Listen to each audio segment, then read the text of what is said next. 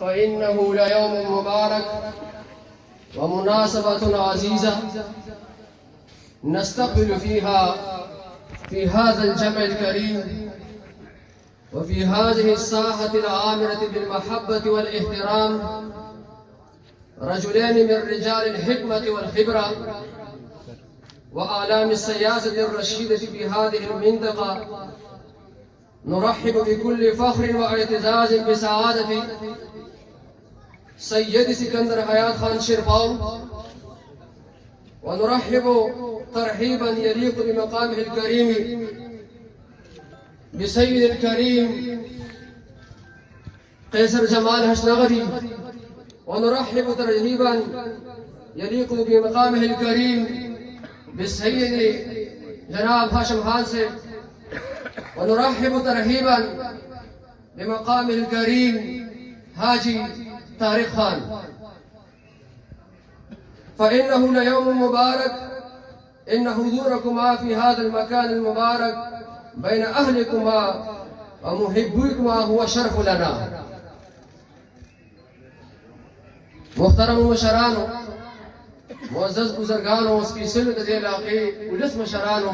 ټولو ته په جمع السلام علیکم ورحمة الله وبرکاته. نن ورځ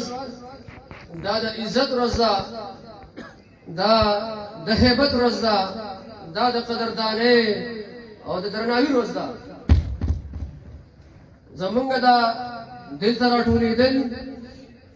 دا محض یو سیاسي جلسه نه ده، بلکې دا د صداقت د لارې امید دی،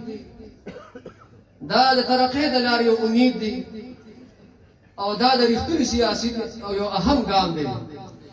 زه په دې داسې محفل کې زه د یو درنې خانقاه سره تعلق ساتم، یو علمي کورنۍ سره تعلق ساتم. زمونږ والد محترم حضرت مولانا مفتی محمد زاهد صاحب چې هغوی دې وخت بیمار دي او هغوی د ډېر وخت نه دیني خدمات د ټولې علاقې کړي دي. زه د ډېر وخت نه د خدای په کور کې د دې ټول مخلوق نه یو طرف ته د دې ټول عوامو دا ستونزې اورم، د دې امت او د دې قوم په غم دردېږم، او همدغه شان د دې ولس په دې 1400 کال چې په کومو ستونزو کې ورننوستل شوي دي په هغې باندې زمونږ ډېر ژور او دروند نظر و. نو د دې ستونزو نه، د دې محرومیتونو نه، د دې ناامیدۍ نه د راویستلو دپاره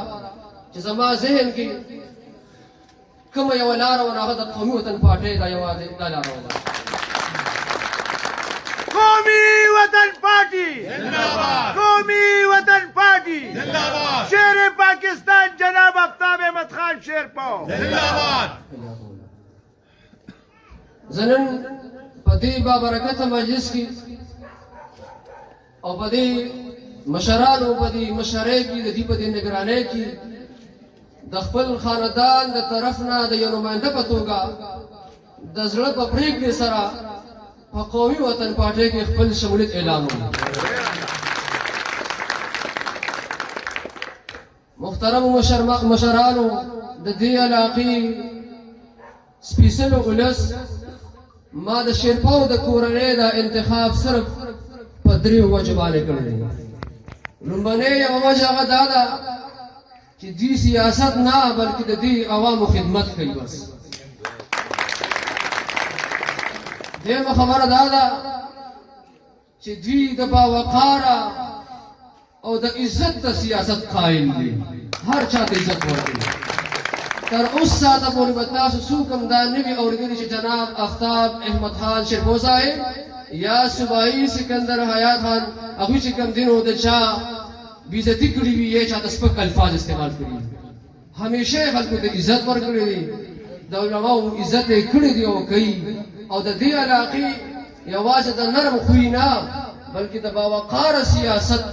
ښکلي خلک دي. او زه که دا ووایم چې د دې تمام محرومیتونو تمام مسایلو حل هغه صرف او صرف قومي وطن پارټي ده چې دوی د خلکو د پاره کارم کولی شي او کړی او الحمدلله د رڼا هغه امید د دې پښتنو زمونږ د دې قوم د دې دلدلنا د دې تیارونو د راویستلو هغه یو امید دی هغه یو لار ده چې هغه صرف او صرف قومي وطن پارټي ده بس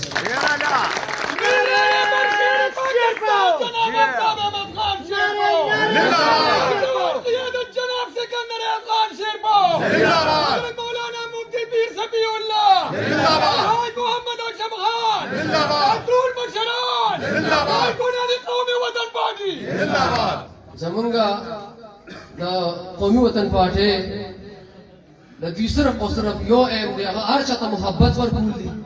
که د هرې پارټۍ کس چې هغوی ته دې محبت ورکړی دي نفرت د چا نه هم نه کوي هر چا له عزت ورکوي او د دې نه علاوه د ګران صوبایي صدر سکندر حیات خان شریفو دلته کې دا راتلل دا زموږ دپاره د فخر او د خوشحالۍ او د اعتزاز او د اعزاز خبره ده الله پاک دې دوی راتلل موږ پسې بختور کړي او زموږ دا شمولیت په دې پارټۍ کې الله پاک دوی پسې بختور کړي انشاءالله موږ به د دې ولس د دې قوم د خدمت لپاره هر حد ته ځو او زه په دې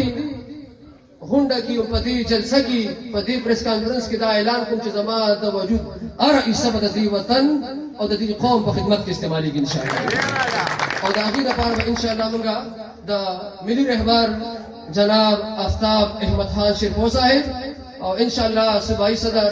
سکندر حیات خان شیرپو انشاءالله دوی به موږ مټې جوړېږو او انشاءالله د دوی سره به اخره پورې موږ بخیر یو دا د یو وخت خبره نه ده دا د پوره جون خبره ده زه خپل هر څه په الله باندې سپارم واخر دعوانا الحمد لله رب العالمین